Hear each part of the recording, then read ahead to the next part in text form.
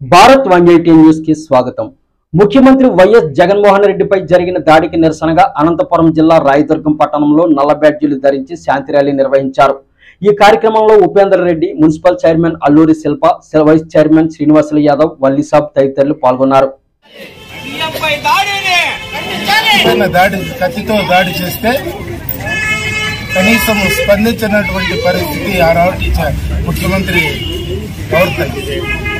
మళ్ళీ నేడు కూడా ఒక ముఖ్యమంత్రి స్థానంలో ఉన్నటువంటి వ్యక్తికి మరి రాయలసీమలో మొదలుపెట్టినటువంటి ఇడుపులపాయ దగ్గర నుంచి మొదలుపెట్టినటువంటి సిద్ధం సభలు విపరీతంగా సక్సెస్ కావడంతో ఇప్పుడు రాయితో జగన్మోహన్ రెడ్డి పైన దాడి చేస్తే త్రుటిలో కొంచెం తప్పినటువంటి ప్రమాదం అది, లేకపోతే మా నాయకుడికి ఆ కంటి పైన వేరే దగ్గర తగిలితే చాలా ప్రమాదకరమైనటువంటి పరిస్థితి।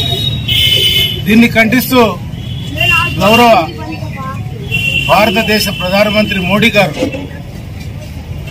ఇటువంటి చర్యని ఖండిస్తున్నాము।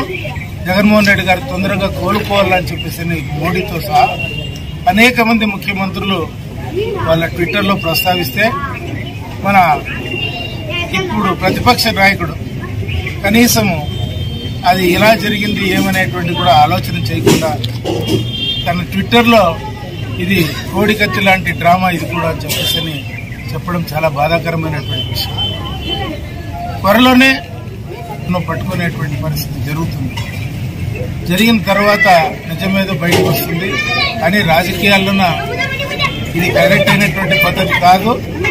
ఏదైనా ప్రజాస్వామ్యంలోన ప్రజలు నిర్ణయిస్తారు, వాళ్ళకి ఏమైతే వాళ్ళ మనసులో ఉండేటువంటి కోరికను ఓటు ద్వారా నిర్ణయిస్తారు, అంతే తప్ప ఇలాంటి దాడులు పూర్తిగా వైఎస్ఆర్ పార్టీ ఖండిస్తాను।